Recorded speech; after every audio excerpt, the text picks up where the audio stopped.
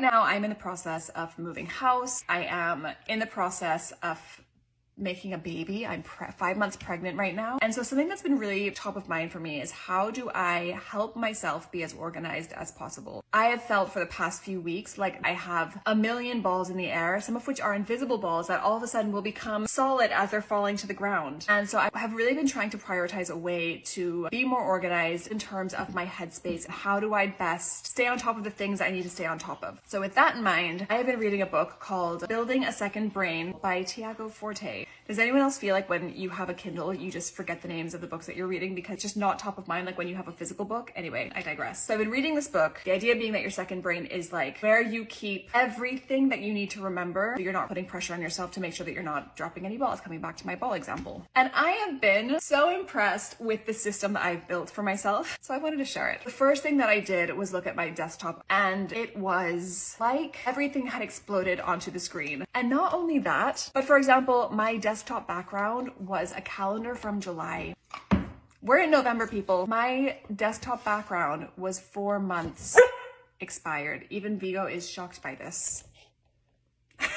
The first thing that I did, which the book kind of inspired me to do, is he basically says that when you're looking at your existing notes or your existing documents, try not to think too much about organizing what has already been done. And so he recommends creating an archive folder and just putting everything in there. So that was the first thing that I did. And oh my goodness, let me just say, it felt so liberating to have just a blank slate on my desktop. I then, of course, went and found a beautiful desktop background. I think the one that I got is from a company called Good Monday. They do like monthly backgrounds, and it's really like autumnal and fall-y, and it just makes me feel good to look at it. My next step was bringing to life the system that Tiago Dante? Is it Dante? This is the problem with Kindles. Forte, I was close. What did I say? Dante. I wanted to bring to life the system that he talks about. And I looked left, right, and center online for a Notion template. The only one that I could find was like $80. So my next step was to try and learn how to use Notion myself, to build something myself. And I actually ended up building something that I'm really proud of. The great thing about it, and the great thing about this system, is that it's rooted in something called para. Each of those letters stands for something. So you've got P for projects, A for areas, R for resources, and A for archive. At the top of my Notion dashboard now, I've got my projects, and projects are basically anything that has a deadline. So for example, our move to the new house, we know that we have to be in that house in a week's time. That is a project, and everything that is required to deliver that project is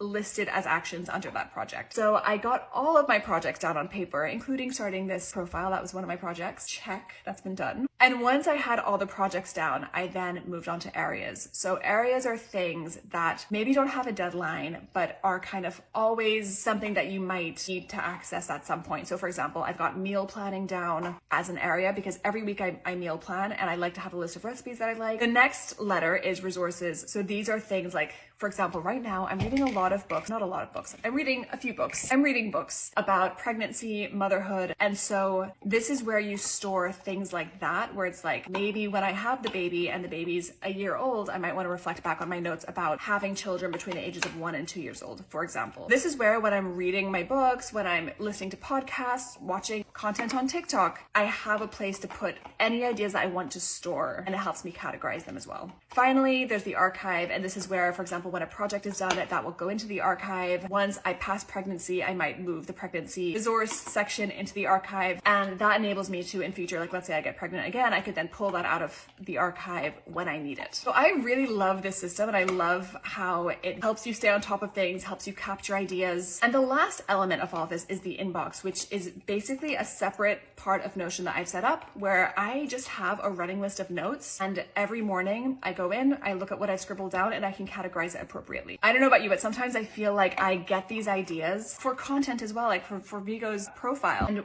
then when I go to create something, I will be like, oh my gosh, I've got no ideas. This is enabling me to really capture everything in one place. As of right now, I feel so much more at ease knowing that I have everything captured and written down and that I'm on top of everything. But I hope that helps. Let me know if you have any questions. I'd love to hear if you have any tips on Notion or on organization or on Second Brain. Let me know below.